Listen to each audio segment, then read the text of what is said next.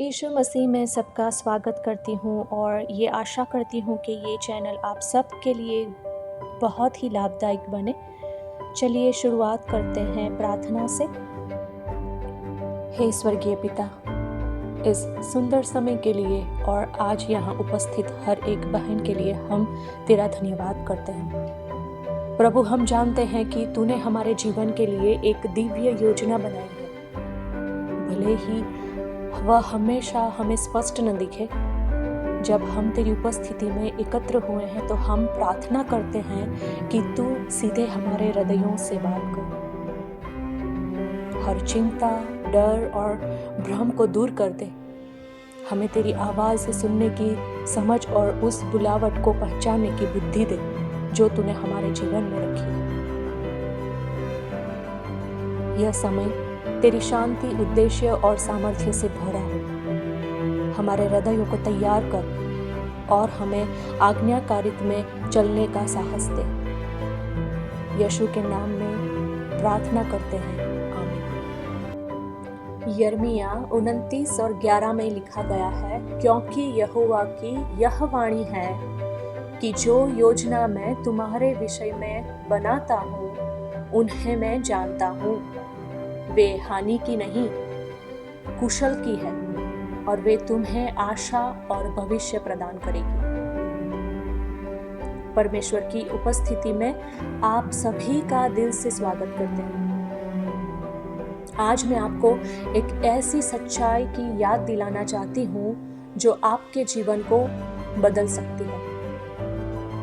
परमेश्वर की आपके लिए एक योजना है और वह योजना सुंदर है। आपका यहाँ होना कोई संयोग नहीं है। आप ना तो बहुत देर कर चुकी है और ना ही बहुत छोटी है। आप परमेश्वर की सही समय की योजना का हिस्सा है। जैसे यिर्मयाह 29 और 11 में हमने पढ़ा, जो योजना मैं तुम्हारे विषय में बनाता हूँ उन्हें मैं जानता हूँ। परमेश्वर कहता है कि मैं जानता हूँ। आप नहीं जानते, कोई बात नहीं, पर वह जानता है और वह आपको बुला रहा है। कई बार हमें लगता है कि जीवन बिना किसी उद्देश्य के आगे बढ़ रहा है। हम मन से पूछते हैं, प्रभु मैं अपने जीवन में क्या कर रही हूँ? क्या मैंने अपनी बुलाहट खो दी है? क्या मेरे जैसे व्यक्ति को तू कैसे उपयोग करेगा? पर सच्चाई यह है, परमेश्वर की योजना आपकी विफलताओं पर आधारित नहीं, बल्कि उसकी प्रतिज्ञाओं पर आधारित है। बाइबिल में कितनी ही साधारण महिलाओं को परमेश्वर ने असाधारण बुलाहट दी, जैसे एस्तर, रूथ, मरियम। इन सब में एक समानता थी। उनकी परिस्थितियां सामान्य थी, लेकिन उनका परमेश्वर असामान्य था। तो बहन, अपने आप को कम मत आंकिए। परमेश्वर योग्य लोगों को नहीं बुलाता, वह उन्हें बुलाता है और उन्हें योग्य बनाता है। जब हम बुलाहट की बात करते हैं तो अक्सर हमें लगता है कि यह किसी बड़े मंच, मसीही सेवा या उपदेश जैसे के लिए कुछ बना हुआ चाहिए। लेकिन सच यह है, बुलाहट वह है जहां आपकी आज्ञाकारित परमेश्वर की योजना से मिलती हो। माँ बनना बुलाहट हो सकती है, किसी को दिल से प्रोत्साहित करना बुलाहट हो सकती है, गुप्त रूप से प्रार्थना करना, सेवा करना, यही बुलाहट हो सकती है। जैसे कुलस्सियों 3 और 23 में कहा गया है, जो कुछ तुम करते हो मन लगाकर करो, जैसे कि प्रभु के लिए कर रहे हो। आप कहीं भी हो, घर पर, नौकरी पर, चर्च में, आपकी बुलाहट वही है। शायद आप पूछ रही हैं, मैं अपनी बुलाहट कैसे पहचानूं? यहाँ मैं आपको 3 सरल कदम देती हूँ।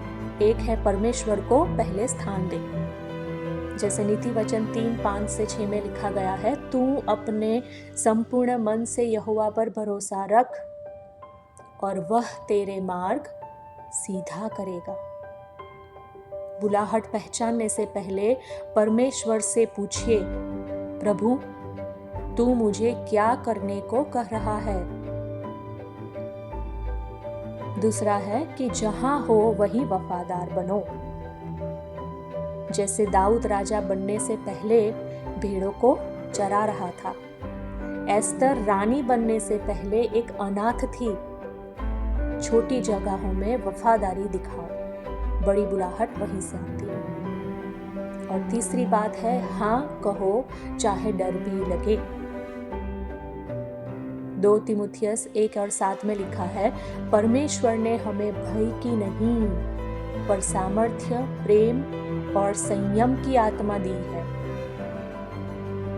आपको सब कुछ पता होना जरूरी नहीं, बस एक कदम उठाइए, बाकी कदम परमेश्वर दिखाएंगे। शत्रु अक्सर झूठ बोलता है कि तू बहुत टूट चुकी है, तेरे लिए बहुत देर हो चुकी है, तू कुछ खास नहीं है। पर परमेश्वर कहता है, तूने मुझे नहीं चुना, मैंने तुझे चुना है। यूहन्ना 15:16। आपका अतीत आपकी बुलाहट को रोक नहीं सकता। आपका डर परमेश्वर की योजना से बड़ा नहीं है। हमारी बुलाहट समय के साथ बदल भी सकती है पर खत्म नहीं होती। एक समय पर आप माँ के रूप में बुलाई गई, फिर किसी युवा बहन की मार्गदर्शक बन गई, अब शायद आप किसी को चुपचाप प्रार्थना में उठाने को बुलाई गई है। परमेश्वर की योजना कभी एक्सपायर नहीं होती। अगर आप आज भी सांस ले रही है तो बुलाहट जिंदा है।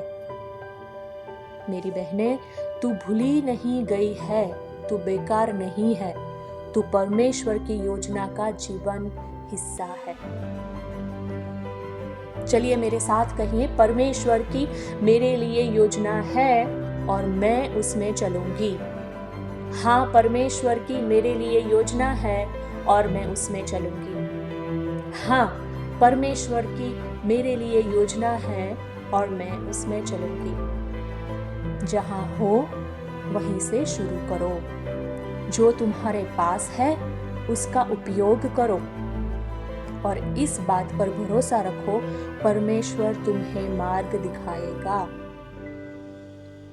तुम एक बुलाहटी हुई स्त्री हो, सामर्थ्य से परिपूर्ण, अनुग्रह से भरी और आत्मा से चलाई गई।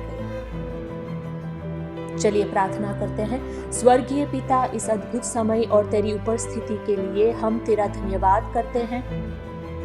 धन्यवाद कि तूने हमें आज यह याद दिलाया कि तूने हर एक के जीवन के लिए एक विशेष योजना और उद्देश्य रखा है। प्रभु, हमें केवल वचन को सुनने वाले नहीं बल्कि उस पर चलने वाले भी बना। हर बहन को साहस, आत्मविश्वास और मसीह में पहचान के साथ खड़े होने की शक्ति दे। जब हम यहाँ से जाएं तो तेरा आत्मा हमें निरंतर मार्गदर्शन देता रहे। हम अपनी योजनाओं को तेरे हाथों में सौंपते हैं और तेरी इच्छा को स्वीकार करते हैं, क्योंकि तेरी योजना सदा उत्तम है। यीशु के सामर्थी नाम से हम प्रार्थना करते हैं, आमीन। परमेश्वर की शांति आपके साथ बनी रहे। इस वीडियो को लाइक करें, दूसरों के साथ बांटें और सब्सक्राइब करें ताकि हम साथ मिलकर विश्वास में आगे बढ़ते रहें।